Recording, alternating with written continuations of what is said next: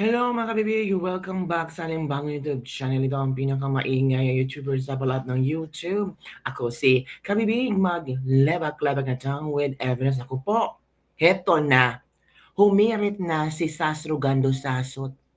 Nako, mapapahiya talaga ang mga walang alam tungkol sa international law. Case dismissed. Duterte makakauwing ligtas sa Pilipinas. Hindi ito makukulong sa ICC dahil sa kapalpakang ginawa ni General Torre. Natural, bibigyan sa sabog ng galit. Hindi pala nila alam ang procedure kung paano ang tawag dito, arestuhin ang isang PPRD gamit ang ICC procedures, mga kabibig. Ay, para malaman mo ang katotohanan, hetong si Sasrugando Sasot na magbabalita at supalpalo sa lahat ng mga paepal, mga kabibig. So, ito Sas, sige Sas, papalpalin mo na Sas. Oy, ito na Sas, sige na Sas. Ito na ha, go Sas. Ayan.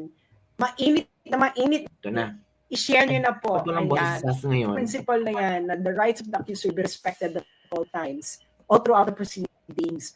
Because ang standard ng criminal law ay, anong standard ng criminal law in order for you to be convicted? Ano?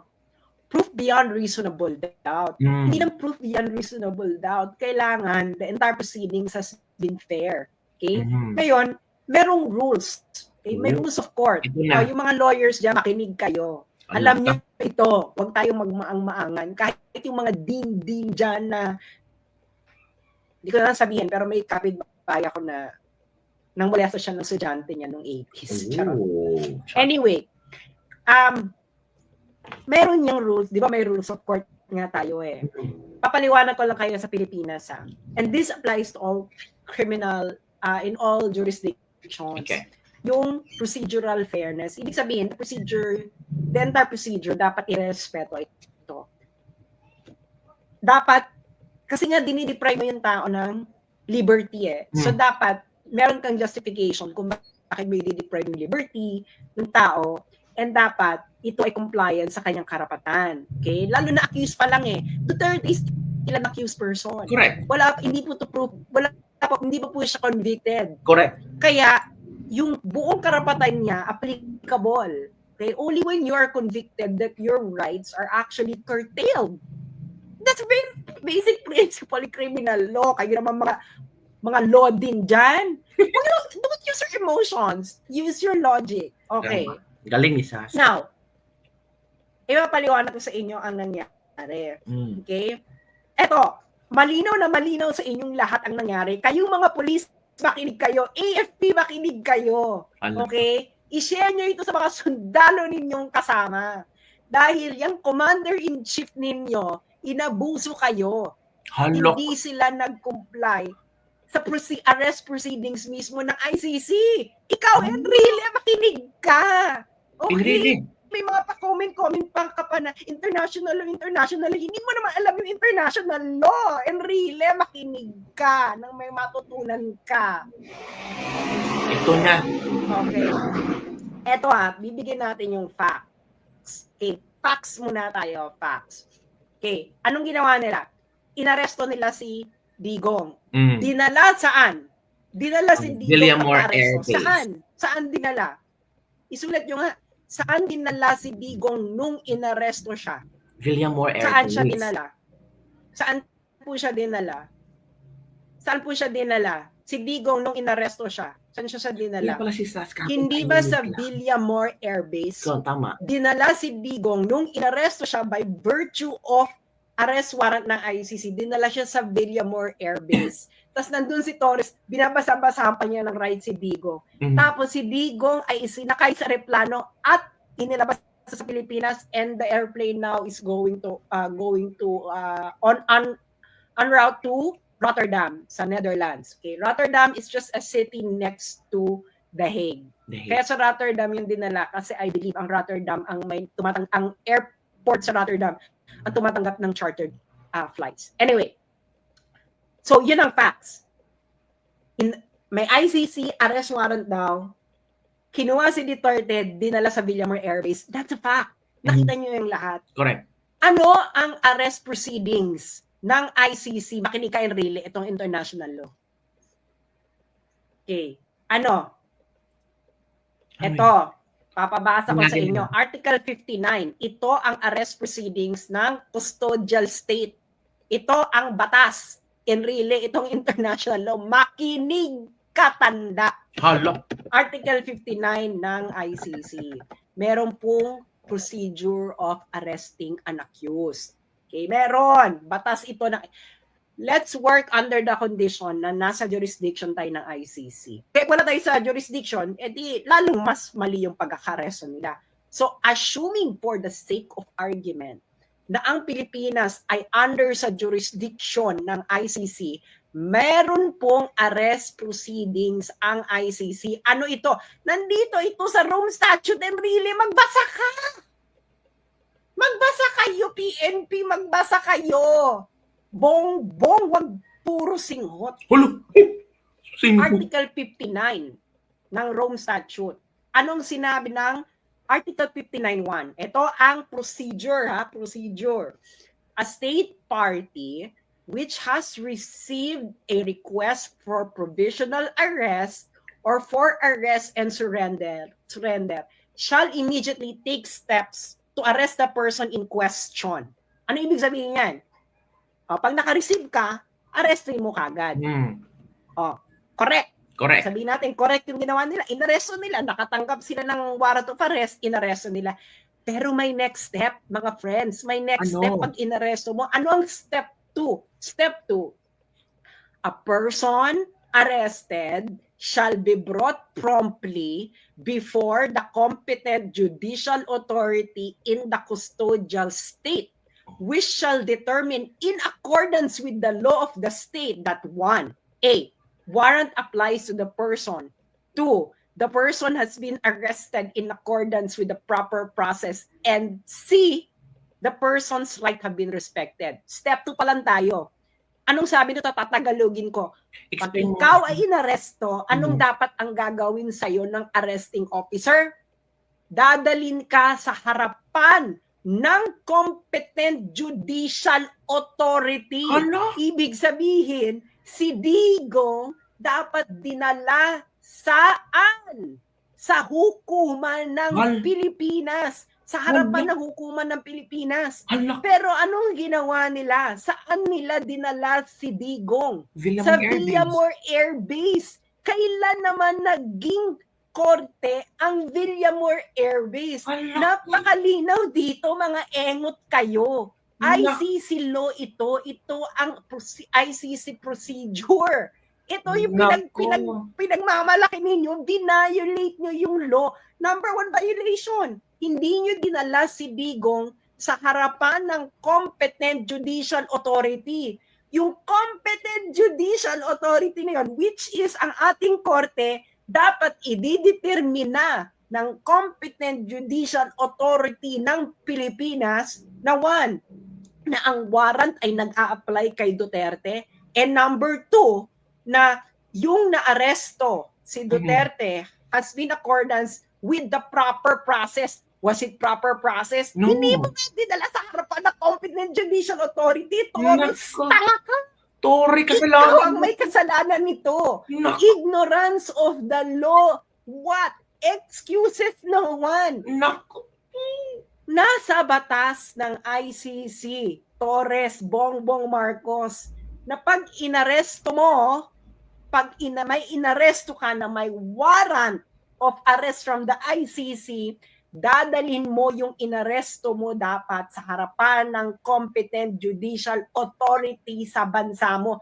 Yaan ang nasa batas ng ICC. You violated it. You violated it. Okay. Di ba? Violated na. Kita niyong lahat. Saan dinala si Digong? Dinala ba si Digong sa harapan ng competent judicial authority? No. Kitang-kita niyong lahat. Siya dinala sa Villamor Air Base. Hindi ba? Villamor Air Base. Villamor Air Base is not a competent judicial authority. Correct. the AFP, na yun ang pugad ng AFP, Villamor Air Base, is not a competent judicial authority. Torres is not a competent judicial authority. Sino lang ang competent judicial authority sa Pilipinas? Nasaan ang judicial power sa Pilipinas? Nasa Supreme Court and the courts. Dinala ba nila sa kahit anong korte sa Pilipinas si Duterte? Hindi. No. So they violated ICC rules Agoy ko. already. Doon pa lang. Oh. This is, they violated procedures. Alak. At alam to ng mga lawyers, if you violated a procedure, anong mangyayari sa kaso? Case, this means? Diba? If things are fair, anong mangyayari? Tanungin nyo sa mga lawyers.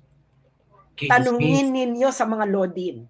Kung sinabi kong sila na sasabihin nila hindi madi-dismiss, you are not acting on jurisprudence. Ay in accordance with the law of the state. Ibig sabihin, in accordance sa law ng Pilipinas, ididetermine na pa ng Korte ng Pilipinas dapat na yung warrant ay nag-a-apply kay Duterte. Second, na yung pagkaka-aresto kay Duterte ay dumaan sa proper process. At number 3, na ang rights ng arrested ni Duterte ay dapat respected. Ididetermine na pa yun ng court. Anong ginawa nila, Bongbong? Anong ginawa ng AFP? Anong ginawa ninyo mga polis? Ipinasok nyo si Duterte sa eroplano at inilipad nyo palabas. Is this according to the arrest proceedings ng ICC? No. Is it according to the arrest proceedings ng Pilipinas? No. So kayong mga polis, kayong AFP, anong batas ang sinusunod ninyo, mga putang ina kayo? Halaga. Sabihin nyo sa mga Pilipino, anong batas ang sinusunod ninyong mga putang ina kayong mga sundalo at mga pulis sa ginawa nyo kay Duterte? Batas ng Pilipinas? Definitely no. Batas ng ICC? Definitely no. Dahil ayon mismo sa ICC, dapat ang inaresto ninyo ay dinala mismo sa harapan ng competent judicial authority ng Pilipinas. At yung competent judicial authority na yon, dapat ay aalamin pa na ang warrant ay nag-a-apply kay Duterte, ang arrest proceedings ay proper, at ikatlo, ang rights ni Duterte ay respected. Hindi nyo ginawa yan. So definitely, kayong mga sundalo, kayong mga pulis, anong batas ang sinusunod nyo? Explain it to the Filipino people. What was the law did you follow? What was the law did you follow? Halaka. Illegal. Illegal. Everything that you did is illegal. You are not following the Constitution. You are not even following the ICC statute. So what are you following, kayong mga sundalo at mga pulis? Magising kayo. Pinahamak. Ngayon, okay, nag-violate na sila doon. Hindi ba? Nag-violate na sila doon. Hindi nila iniharap si Digong. Hindi nila hinarap si Duterte sa competent judicial authority. Dinala nila, di ba, sa Villamor Air Base, and from Villamor Air Base, inilakay ng eroplano. That's not according to the arrest proceedings of ICC itself. Meron ka ng procedural flaw.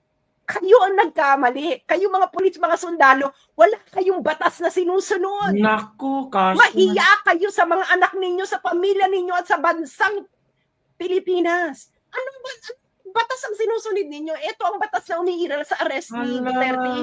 ICC statute. And according to the ICC statute, dapat si Duterte ay iniharap sa competent judicial authority ng Pilipinas. Hindi nyo ginawa yan. So anong sinusunod ninyong batas? Batas Tore? Wala. Ngayon, violated na yan. Pupunta ngayon tayo sa Article 59.3. Anong sabi ng Article 59.3 ng arrest proceedings? The person arrested shall have the right to apply to the competent authority in the custodial state for interim release pending surrender. Anong ibig sabihin nito? No. Diba? Inaresto mo. Tama. Inaresto nyo. Kayo, tama. Ang pagkakamali nyo kayong mga sundalo at mga polis, hindi nyo ginawa yung step 2. dinala nyo dapat si Duterte sa harapan ng competent judicial authority ng Pilipinas. At pag nakaharap na si Duterte sa competent judicial authority, dun siya mag-a-apply ng interim release pending surrender. Ano? What did you do? You violated the procedures of ICC itself. Naku. Sabihin nyo nga sa akin, kayong mga law din na nagmamarunong-marunong, was Article 59 complied with? Kitang-kita ninyo ang nangyari. Kitang-kita ninyo mga nangyari, kayong mga law din na nagmamarunong. Kitang-kita ninyong mangyari. Hindi na natin kailangan ditong mag-calisthenics. Alam ninyo at alam ko, pareho tayong may alam sa batas. If the law is clear, we refer to the ordinary language meaning of the law. Ano ang ordinary meaning ng Article 59.2? Kayong mga law din. A person arrested shall be brought promptly before the competent judicial authority in the custodial state. Ordinary meaning. Ano ibig sabihin yan? Yung inaresto mo, dapat dadalin mo sa harapan ng competent judicial authority. Ordinary meaning, mga friends. Hindi mo kailangan dito magbale-balentong napakalinaw ng language ng ICC rule. And really makinig ka, this is international law in operation. You didn't comply with this. Sabihin mo nga, and really, did you? Ikaw ang presidential legal advisor, did the BBM administration complied with Article 59.2 of the ICC statute? Malinaw na malinaw sa mata ng mga Pilipino. May mga hindi nyo dinala si Duterte sa harapan ng competent judicial authority ng Pilipinas. Pwede mag-witness ang mga... Dinala nyo siya sa Villamor Air Base. Villamor Air Base is not a court. Hala. Siguro naman malinaw sa ating lahat yan, di ba? Baka naman dito bubudulin pa tayo. Villamor Air Base is not a court. Kanyang mga sundalo, is Villamor Air Base a court? No. Is Villamor Air Base the venue of the competent judicial authority na kung saan dapat dadalhin nyo si Duterte pagka-aresto ninyo? Hindi naman. Hindi naman kayo tanga. Torres, is Villamor Air Base a competent the venue of competent judicial authority? Anong batas ang sinusunod mo? Pakipaliwanag kasi ito ang batas malinaw. Article 59.2. Tama ka, inaresto mo. Ano dapat ang gagawin mo, Torres, pagka-aresto mo? According to the ICC statute, dadalhin mo dapat si Duterte sa harapan ng competent judicial authority. At pag nasa harapan na ng competent judicial authority si Duterte, yung competent judicial authority, ia-assess niya in accordance sa batas ng Pilipinas na 1, na ang warrant ay nag-a-apply kay Duterte, 2, na ang person si Duterte ay inaresto in accordance with the proper process, at ikatlo, na ang karapatan ni Duterte ay nirespeto. At habang nandoon sa harapan ng competent judicial authority si Duterte, pwede siyang mag-request sa harapan ng competent judicial authority ng interim release pending surrender. Hindi nyo nga siya dinala sa harapan ng competent judicial authority. Doon pa lang mali na kayo. So, merong procedural flaw. Kayong mga lawyer, kung ang accused, kayong mga lawyer, mga dean, kung may procedural flaw sa pagkaka-aresto, kung ang karapatan ng inaaresto ay hindi nirespeto sa kahit anumang proceedings, anong mangyayari sa kaso? If things are fair, yung mga lawyer dyan at din, anong mangyayari? If things are fair, kung ang rules mismo ng ICC ay hindi sinunod, di ba, malinaw dyan, dapat dadalhin mo sa harapan ng competent judicial authority si Duterte. Article 59.2. Kayo, napanood nyo lahat. Saan dinala si Duterte? Dinala ba siya sa harapan ng dinala mo ba, Torres, sa harapan ng competent judicial authority si Duterte pagka-aresto mo? Sige nga, sasampahan mo ako libel, tanga ka, Torres. This will be your end. You violated a procedure. Ay, katampakan ka ng kaso dyan. Hala ka. Hindi mo din hinarap sa competent judicial authority. Malinaw, ordinary meaning ng law. Ordinary meaning ng language lang tayo dahil malinaw ang batas. Ang sabi ng batas, pagka-aresto mo, Torres, brought promptly. Ang sabi pa, brought promptly. Ibig sabihin, pag-aresto mo, hindi ka na pwede magpa-banjing-banjing, Torres. Dapat dadalhin mo na kagad si Duterte sa harapan ng competent judicial authority. Ginawa mo ba, General Torres? Kayong mga pulis na nakikinig dito, malinaw ang batas, basahin ninyo. Siguro marunong naman kayo magbasa, kayong mga pulis na nakikinig dito at mga sundalo. Anong sabi ng batas? Hala, kaya pala kahapon, si Sas Rugando Sasot ay sobrang tahimik lang, very cool lang, nag-oobserba. Ngayong araw lang siya bumanat. Kasi may hawak pala siyang malaking kamalian ginawa kahapon. Hala ka. So ano mangyayari? Pauuwiin si Digong? Hindi i-accept si Digong sa ICC kasi mali mga arrest proceedings in the custodial state, maling-mali eh. So anong gagawin nila ngayon? Naku, palpak ang ginawa ni General Torre kung ganun man.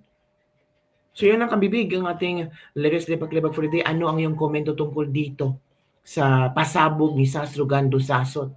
I'm sure nagsumakit na naman ang ulo nila ngayon, maling-mali, palpak na naman sila mga kabibig. So, share, don't forget to like, subscribe, and share this video. Lalo na yung mga nasasaktan na parang feel nila wala ng pag-asa si Digong makauwi. Ito, isang malaking pag-asa. Bye everyone. See you next time.